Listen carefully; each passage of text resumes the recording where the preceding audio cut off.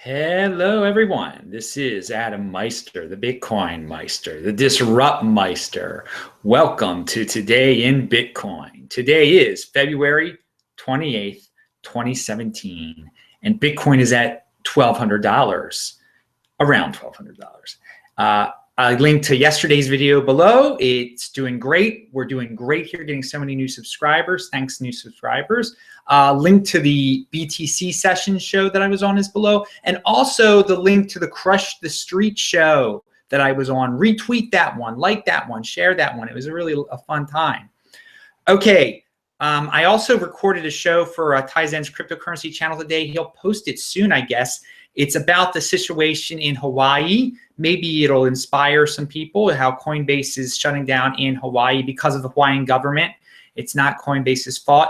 Below, I will give the commissioner over there in Hawaii who's dealing with this, her email address. I think her name is Iris Ikeda, and the Twitter account of that government institution, so you can social media contact them. You know, it never hurts.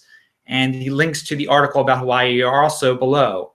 I can't answer all the comments now that are on all my videos.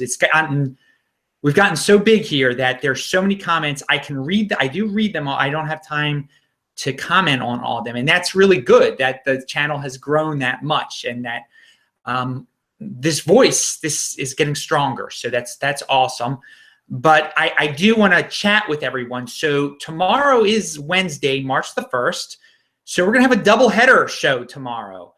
I assume maybe around 6 p.m. or 7 p.m.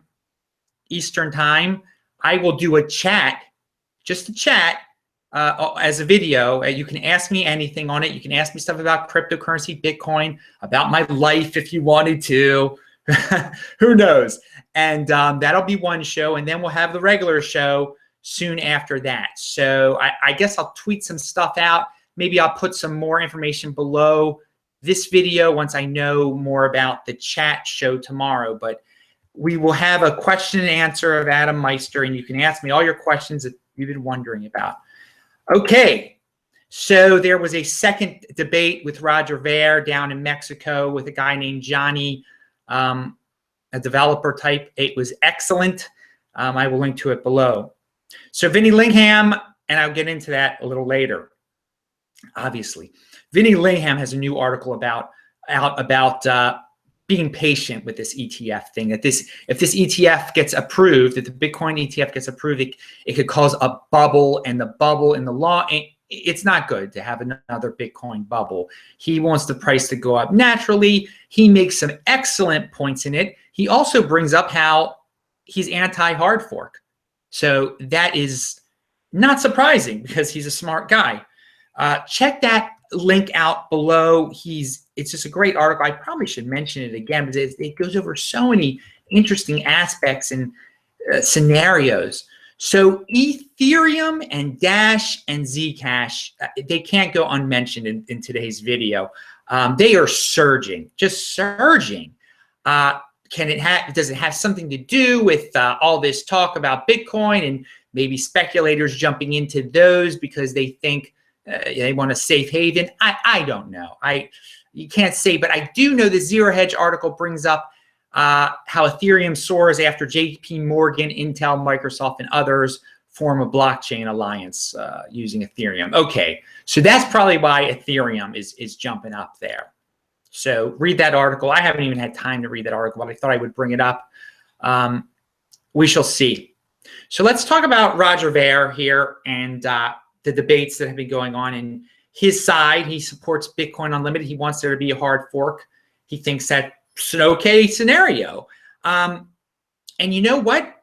I guess for him, it is an okay scenario because he's complaining that his business is not running very smoothly, and some other businesses that he names that I don't encounter at all are not running smoothly under the current Bitcoin. And so for them to run smoother, he wants the Bitcoin, the chance there to be Bitcoin Unlimited. His business will run great if we switch to Bitcoin Unlimited, And we have the possibility of course, Bitcoin splitting in two because of this.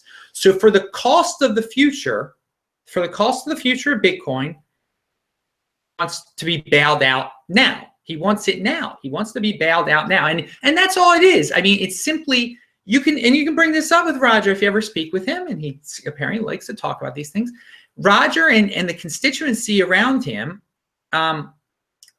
want to be bailed out. They want Bitcoin to change because they're not doing real well right now. Apparently, they don't think Bitcoin is doing very well right now. Yet all the rest of us can clearly see that last year on March the 5th, which is now a year ago, Bitcoin was worth $400. Now it is triple that. It is triple that. It is around $1,200. And so we think Bitcoin's doing it. It appears to me Bitcoin is as strong as ever under the status quo. So I think that's the elephant in the room. We have one guy saying, bail me out. My business is doing terrible. I must be bailed out now. Bitcoin is horrible. It's in terrible shape. And then the rest of us are like, wait a second, Bitcoin's 1,200. It's worth 3 times what it was. And apparently we have all these problems, but what problems are they? I'm not having a problem. It took I paid 30 cents to send $500. I moved my money out of Zimbabwe. I don't see the problem. And so again, I have no problem. Now we're talking about me. I have no problem with the status quo. Look what's going on. Take a step back. There's no need to rush. You have a guy saying my business is not working with the current Bitcoin. So, bail him out. I keep saying that. Look, it's growing. Look, again, besides the price, today or yesterday, we had Peter Schiff on CNBC debating Bitcoin. That's how big this thing has gotten, how big Bitcoin has gotten under this apparently a broken system for a guy in his business. Okay. Not everyone's going to be happy, I guess, but it's just like the banks weren't very happy when the economic system started to crumble in 2008. So they said, bail me out, and they got bailed out. I guess some people like that when it's set up that way. Some people who try to connect, do conspiracy theories about how the big banks control certain aspects of Bitcoin, yet they want to be treated the same way the big banks were. They want their own bailout. And it is a bailout because it's the future of Bitcoin is being completely put at risk, so some guys can run their business comfortably now. Again, the status quo. Let's not talk SegWit versus hard fork. Let's talk just the way it is now, because it's hard to implement both those things. The status quo will let Bitcoin evolve naturally. We individuals can't stop what is going to happen. I can't stop what's going to happen to Bitcoin. I can talk about my opinion. We can't stop the ETF either. I know a lot of people don't like the ETF. I just mentioned VTA. Vinny Lingham doesn't like the ETF. But new players who want to do different things enter. It's a free market, okay? Just because you've been around for a while doesn't mean you can just say, I don't like it. All you new people, you don't have influence. When they do have influence, everyone has influence. Let it evolve. Again, people will really get up in arms when Bitcoin needs to be faster. They will move, as Roger Ver has said, they're going to start picking if there's a problem with Bitcoin, people are going to jump and use other Bitcoins like Litecoin, Dash, others. They'll grow if that's the case. It will, and it's not going to be some overnight thing where everyone is all of a sudden in Litecoin or Dash or Ethereum Classic. Evolution is slow here. We're going to see if there are problems with Bitcoin. Complaining, not what we see now where people are like, wait, what's wrong with Bitcoin? I'm doing fine with Bitcoin. Again, evolution is slow. Be patient. Don't be impulsive. I can't stress this enough. And Roger Ver, I'm sorry, you're being impulsive here for the sake of your own business and your friends' businesses. And hey, by the way, people, I'm not saying to buy. A lot of people are like, where can I buy Litecoin at, Adam? I'm not saying to buy Dash and Litecoin. I'm only saying to buy Bitcoin. So please, people, don't put words in my mouth. These debates and conversations that we've been watching here about Bitcoin Unlimited should just inform you, like, when there could be a problem. Learn from them. You can decide. Again, how many people use Bitcoin for time-sensitive stuff now? I've asked this question so many times. How many people because again, and you're a user when you're storing it. You know, the user there's a big definition of user. I know some people like to have a small definition of it, but if you're holding Bitcoin, you're in this game, man. You got skin in this game. Do you care about the time sensitivity? I mean, do you need to get that coffee now? I mean, or do you need to send it right now, right this second? There can't be delays. And again, you know, a lot of us are very comfortable when we're sending Bitcoin to our friends where it says unconfirmed transaction for 8 hours. What's wrong with, I don't care if it says, when I'm doing a consultation and some newbie sends me my Bitcoin compensation and it's unconfirmed for a while, I know he's not going to double spend it. I'm totally cool with it, man. So, and there's a lot of people that are like that. Again, if there weren't a lot of people, people would be up in arms and be demanding Lightning Network, and be demanding hard forks. But that's not happening. We have a very vocal guy whose business apparently depends on there being a hard fork, or getting a bailout with a hard fork. And again, and when he says a group of people feel things are fine, just like this conspiracy group of people. He's talking about Bitcoin Core, thinks everything's okay.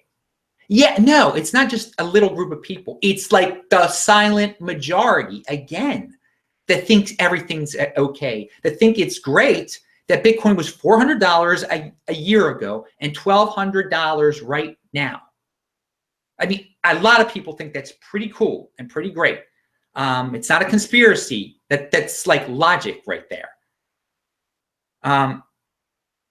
Again, people have not started to use another coin during that time. It has grown. Bitcoin has grown and grown in popularity. More and more people email me about it that are totally newbies about it. The SEC might approve a freaking ETF. And again, please watch the videos, the latest debate with Roger Ver and the technical dude. It's great. He keeps on saying that the dude isn't a user of Bitcoin. It's kind of funny.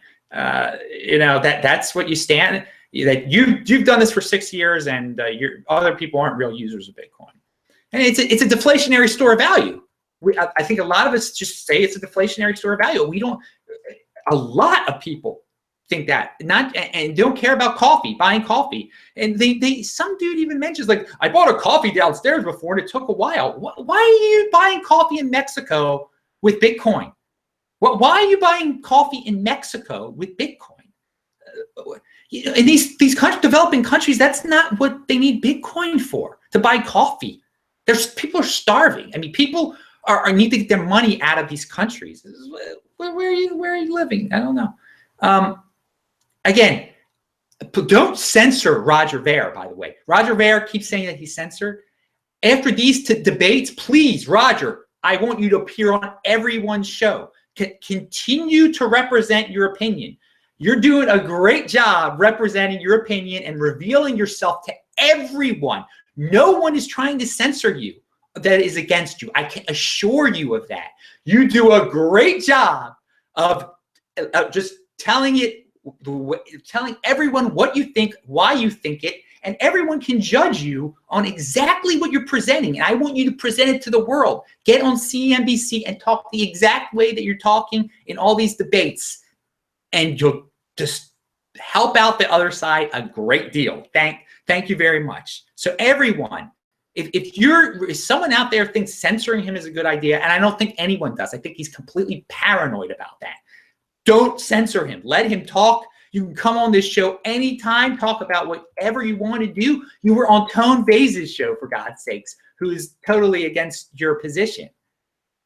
I mean, no one's trying to censor you. Now, I'm sure everyone who's who's against your opinion would love to have you on their show because you help the other side out a great deal with the way you talk. I got to tell you that. Thank you.